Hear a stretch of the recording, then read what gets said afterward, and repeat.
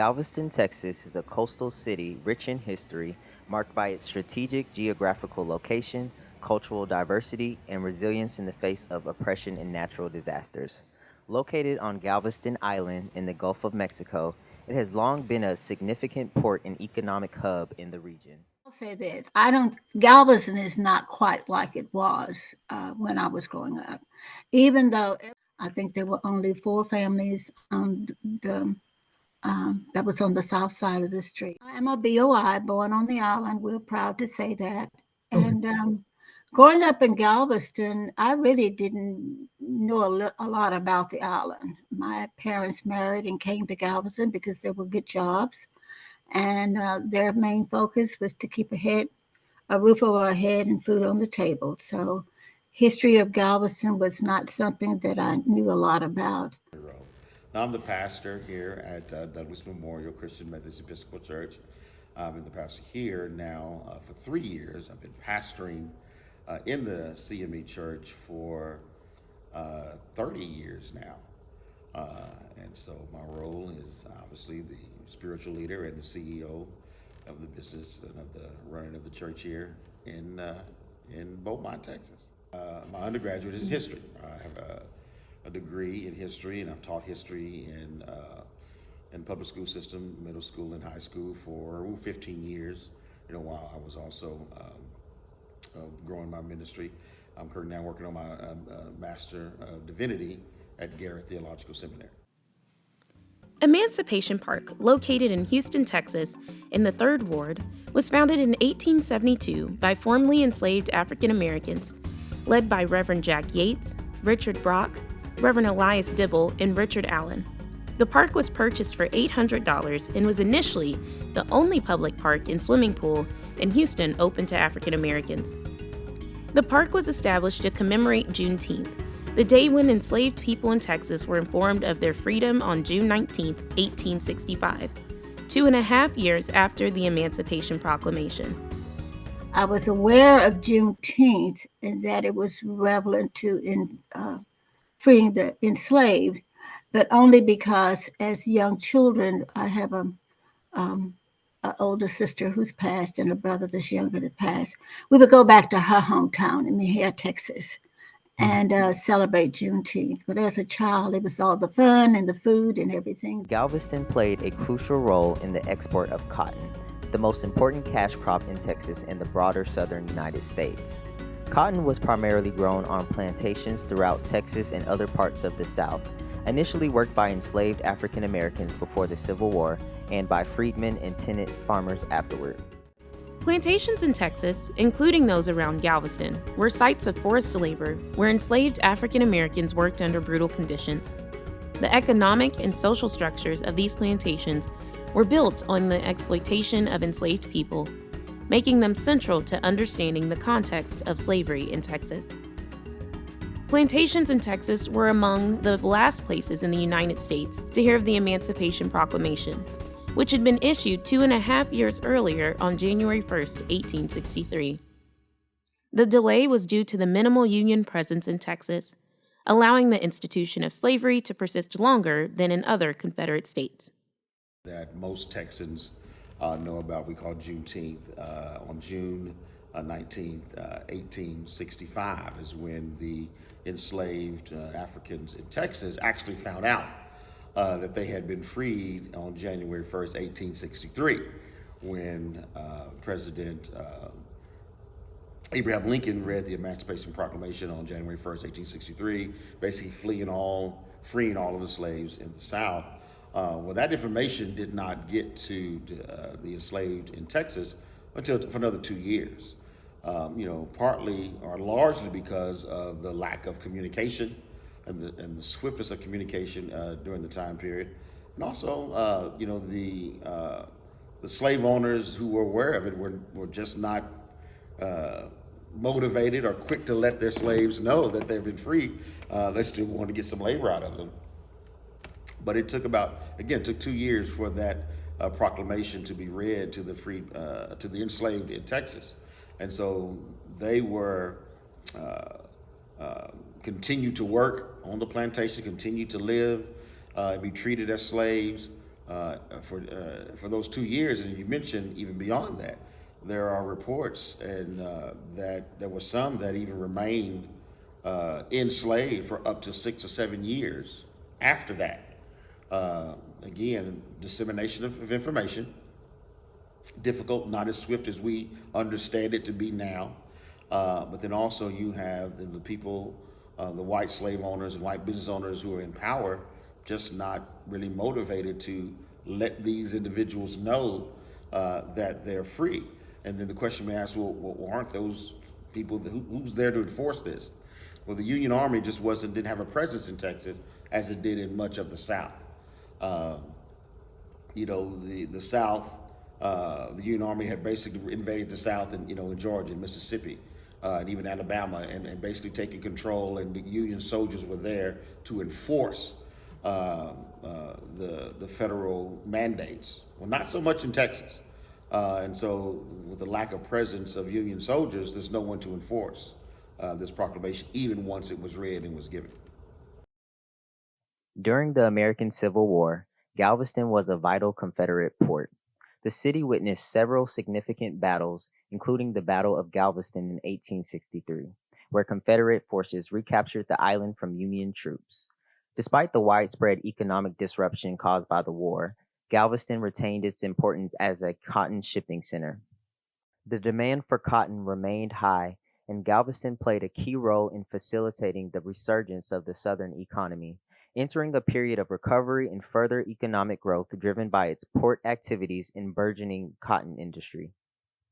Galveston is a big cotton city, and so the slaves that were bought and sold here fueled the labor for cotton, and cotton made Galveston the biggest city, one of the biggest cities in the United States at that time, at the turn of the century.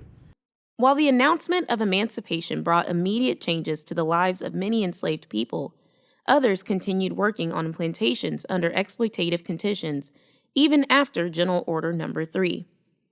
Many freedmen were coerced into labor contracts that closely resembled slavery, with unfair wages and harsh treatment, highlighting the ongoing struggle for true freedom and equality. Galveston is a very unique city, and there have been so many things. You probably have read about all of Galveston's the first churches, Methodist, Baptist, Episcopalian, so on.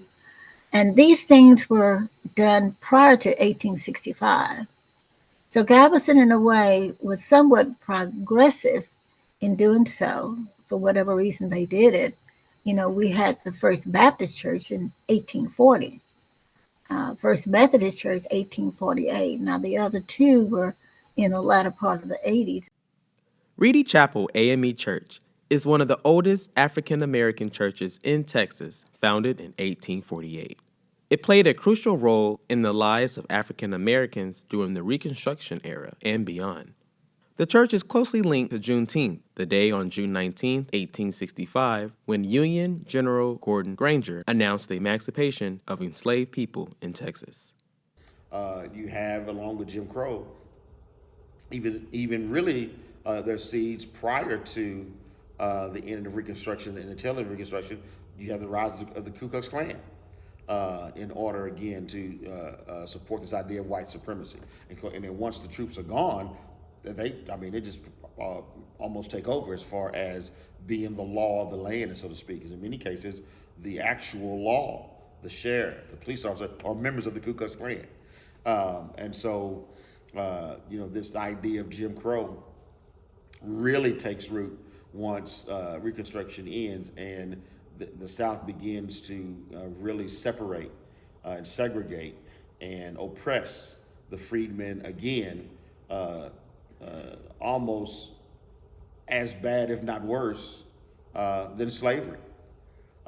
Many would say, how can it be worse than slavery? Well, I don't know. I've never been one, but the amount of brutality and lynchings and death, in many cases, were more prevalent than during the last 100 years of slavery. Because think about it, an owner. I'm trying not to kill my slaves. I need them to work. They were definitely brutal and inhumane, but the goal wasn't to go out and kill them just for no reason. The Klan didn't think that way. They would just pull people from their homes and just string them up. So in many cases, the existence of these freed slaves became even more dangerous without the protection of federal troops and Reconstruction. Juneteenth to me reminds me of how far we've come and how much more work we need to do to reach absolute equality. Those two words you can find those two words in the General Orders number 3. And we haven't accomplished that. And sometimes I really feel that things are going backwards. So, things seem to be in some form repeating itself. So, and Juneteenth is American history. It's a dark side of history, but it is American history. And I would have to say, in many cases, if you think of some of the buildings, especially in the South States, if they were built in 1820, 1821, who built those buildings? Who maintained those things? Who took care of the family? It's just, it's really appalling to me that there's some that would like to erase it. It's a matter of some saying, oh, we don't want to be on a guilt trip, but it happened. And in other countries, they acknowledge their wrongs, and they have done everything they can to present their story and say that never again. So, but United States doesn't seem to be able to do that. You have the Compromise of 1877, and then in 1896, you have the Plessy v. Ferguson decision from the Supreme Court, which upheld the separate but equal. Basically, the Supreme Court said in 1896 that it's okay for segregation is okay. It's great as long as everything's equal. Of course, we know it never was equal. But that case basically supported and upheld the oppression and the segregation and the dehumanizing that was happening in the South. The Supreme Court basically in Plessy upheld that and gave fuel to the fire to continue to do this. And so, when Reconstruction is really in it, and I think you said Commerce 1877, I want to say by 1880, all federal troops were gone, if not earlier than that. So you really have from, let's say, 1880 until 1954 was, really the first major dent in the systematic oppression and dehumanizing and separation of the African American in the 1954 Brown versus Board of Education case, which basically overturned Plessy. So that is 70 years, isn't it? Mm-hmm. So that's 54. That's about 70 years of Jim Crow, of oppression, of unfair treatment, of inequality at the voting booths. Again, there's a constitutional amendment that we can vote, but then states are giving they're having these different voting rules and suppressing the vote with all these different. You got to be able to read. You got to have this. You got to have that. And doing everything they can. And if that didn't work, of course, by that time, remember those schools that I talked about that they get founded very quickly after the Civil War. That turned into some of our HBCUs now. They become that. Many of them get founded very quickly during that Reconstruction period and then shortly thereafter. And so the populace becomes more educated. And so, not being able to read, that doesn't work to vote. I can read now, so you gotta let me vote. So they do other things, whether it's owning property, all these different kind of things. And then when those don't work, then just the outright violence. You show me the polls, we're gonna beat the hell out of you. And so, but there's 70 years of that before the court actually steps in and begins, to lay down legislation, and before we see a systematic and collective effort among the people to do something. Well, I'll say this. I don't, Galveston is not quite like it was when I was growing up. Even though everything was segregated, in fact, I lived in a block. I know all the people across the street were white. I think there were only 4 families on that was on the south side of the street. While we didn't socialize, but if anybody was ill or new baby or so on, there was always somebody in the neighborhood would bring something, food, clothing, and things like that. But it was still segregated. You still had the white and black signs. You had places that you just couldn't go. We had, even though Galveston is an island, as you know, it's surrounded by water, we only had like this one block in which African Americans could actually go and enjoy the beach. Part of the problem during that 70 years between the end of Reconstruction and really the beginning of the Civil Rights Movement is that African Americans had little or absolutely no voice in what was happening to them. No voice in laws that were being made. No voice in how cities were being run. No voice in how the school board was being run. No voice at all, locally, state, or federal. They just had to continue to take whatever, the powers that be, who were white, wanted to do. My grandmother on my mother's side was born in 1920. So to kind of give you a sense of what her life might have been in speaking to her. And I do remember her talking a lot about, growing up in the 20s and the 30s, and maybe even some in the 40s, I don't remember. But, she worked in the house of a white family. As best I could, tell from her talking about, as asking, not so much a nanny, but definitely we should, go there every day and take care of the house and the kids, if there, were any. But and that experience of not being seen, not, and I got a sense just from the few times I was a young kid when she was talking about it that. It was something she endured in order to take care of her family. It was, she would say having to go, work in the white woman, wash their dishes, eat their food, and I come home and I only got anything. That's kind of she was complaining about it. So kind of get that experience of even in the 20s and 30s. Again, this is in Texas, of and having a large amount of respect for my grandmother for having being willing to do that, and got to raise somebody else's kids and still raise yours and do that. Even on my father, he has talked about, he remembers having to, if you're walking down the street and a white person's coming, you got to get off the curb and just let them pass.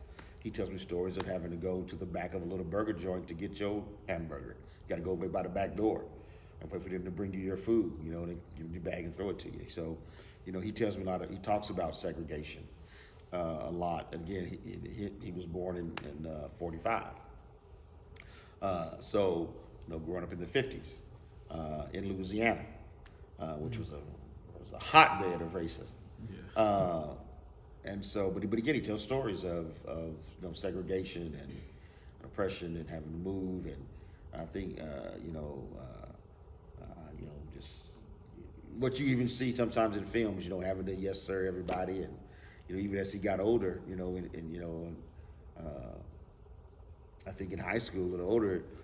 One time you mentioned about having younger white children call him boy, and having to endure that because responding isn't worth your life, and recognizing that. My own thing, just telling on this is where I realize how close even my own birth and existence is to the struggle.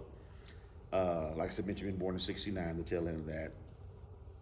But I remember even in high school, I graduated high school in 1988.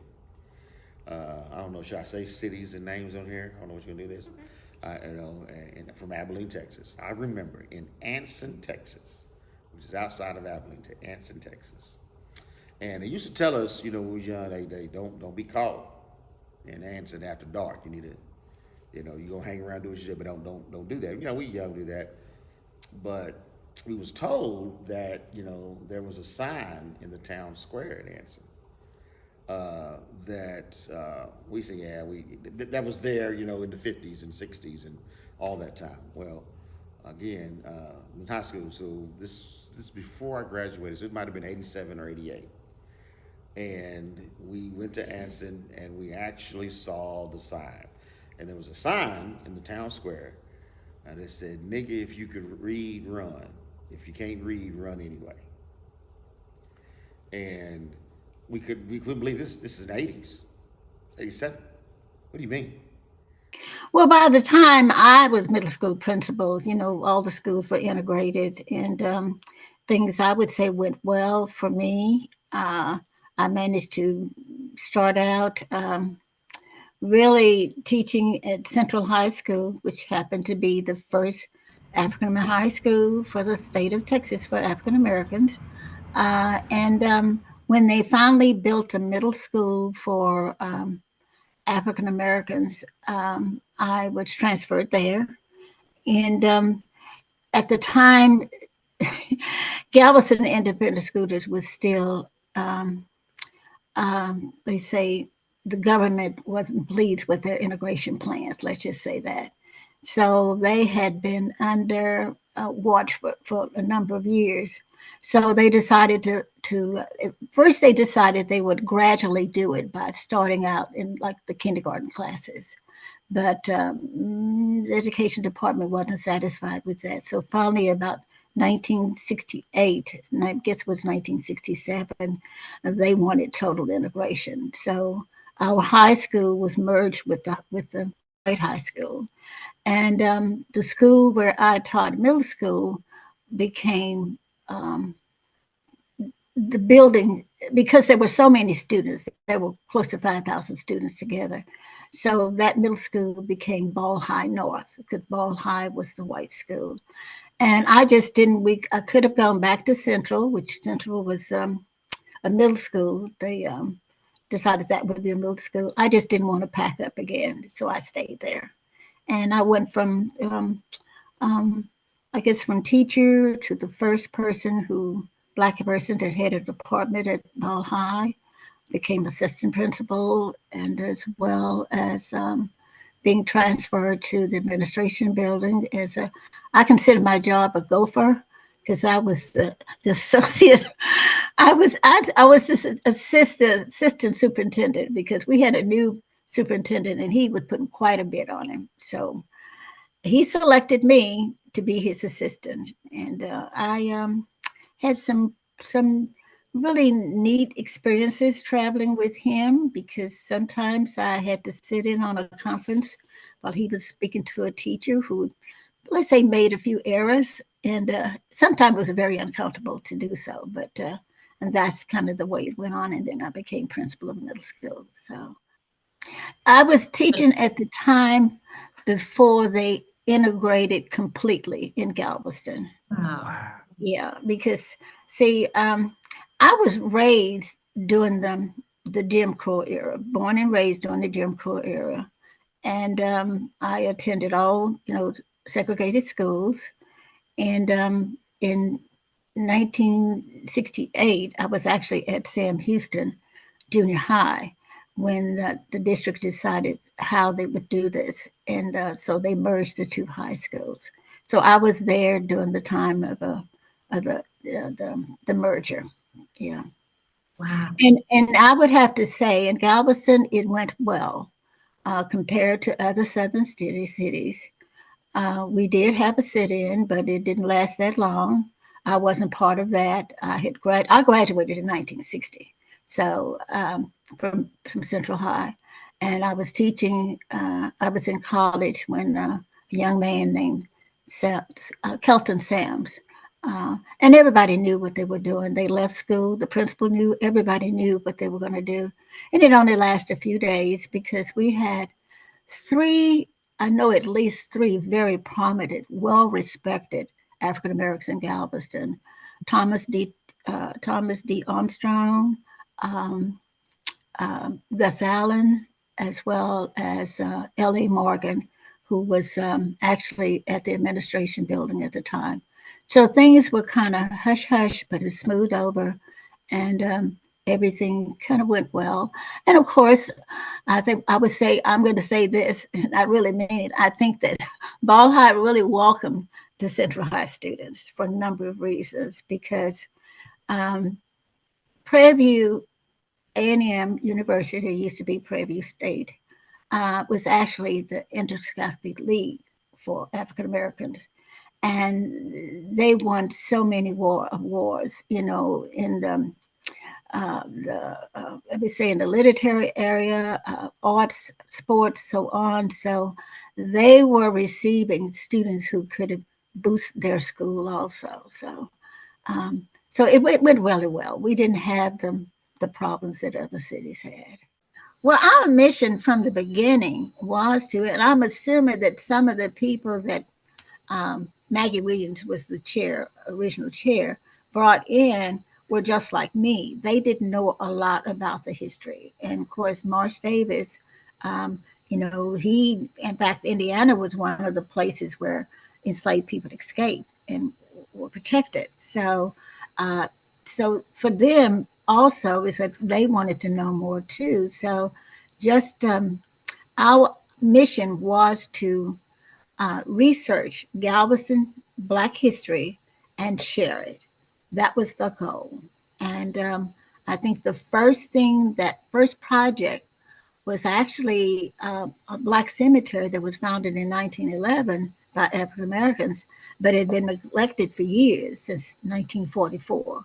And they wanted, let's try to save this, what's left of this cemetery. So that was our first project. And of course, we did a African American guide that pointed out the places and people who were instrumental in being activists and helping Galveston develop for the African American community. So that's our goal, and it still is. We have actually published 3 books now, and all the money, all the proceeds support Rosewood Cemetery, the Black cemetery. Galveston Historical Foundation owns it. The developer that finally ended up owning all the land donated the cemetery to GHF. So our 3 books, African Americans of Galveston, was first in 2013. We have Lost Restaurants of the Galveston African American community. And now we have a companion book for our exhibit that we have at Ashton Villa. And it gives more information that the exhibit's able to share. Emancipation Park has been a central location for annual Juneteenth celebrations, reflecting its deep roots in African American history and culture. It has hosted countless events, including picnics, concerts, educational programs, and community gatherings, fostering a sense of community and pride. The park faced neglect and underfunding for many years, mirroring broader societal issues of racial inequality. Despite these challenges, the community has remained committed to preserving and revitalizing the park, symbolizing resilience and the ongoing struggle for equity. In recent years, significant revitalization efforts have been undertaken to restore and enhance Emancipation Park. A $33 million renovation completed in 2017 included modern amenities, a new community center, playgrounds, and upgraded facilities, ensuring the park remains a vibrant and welcoming space. The park stands as a powerful symbol of freedom and progress, representing both the historical struggles and achievements of African Americans. It embodies the spirit of emancipation and serves as a reminder of the importance of community, heritage, and the enduring fight for civil rights. I think we have to admit that yes, as a people, we're further better off than we were 50 years ago. Yes, we are. Of course we are. But we're not near as far as we think we are. And what I mean by that is I don't think to rephrase that. I think there have been times where we have, as we're saying, I'm talking about African Americans, we have been fooled into thinking that we have reached a place that we haven't reached, that we've reached a place of equality that we're not.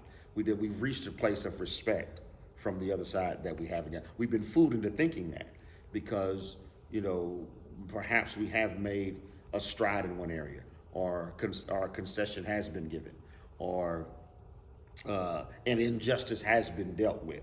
And so therefore we think we've arrived. And really, no, it's just one leg on the journey. We haven't arrived. And sometimes we get lulled to sleep. I'm a firm believer that, the major gains that happened from, the Civil Rights Act of 1964, I think it was one in 65, maybe in 66, huge, absolutely huge in the development and in the rights and the freedoms of blacks. But then we got complacent. I think we got so excited about what we had achieved that took so long to get. And we achieved these civil rights acts, we achieved these things, and then we've done it. And just kind of enjoyed those things, and then over the next 20, 30 years, slowly, they just slowly got chipped away at. And we didn't continue to, because those acts didn't necessarily even the playing field. Part of it is not that we don't have the capacity or the mindset to do that, it's that our conditions don't allow us to do that in many cases. And so that's why, first of all, we have to learn how to generate money. When you create generational wealth, you give opportunities and access, and in many cases power, to not just the now, but to the future. The transformation of these sites from places of enslavement to symbols of liberation is central to the narrative of Juneteenth. So Juneteenth to me means just, it's a word that I treasure. I treasure Galveston, having so much history. But it's something that, we should celebrate year round. And we just need to keep working. Yes, immerse yourself in all things Juneteenth. A couple of years ago, Juneteenth became a national holiday. That was really big. And so there's just so many activities that are going on, everything from lectures to gospel concerts to you name it. And it's all coming up. I don't have the website, but if you Google Galveston Juneteenth, it'll give you all the activities that you want to check out.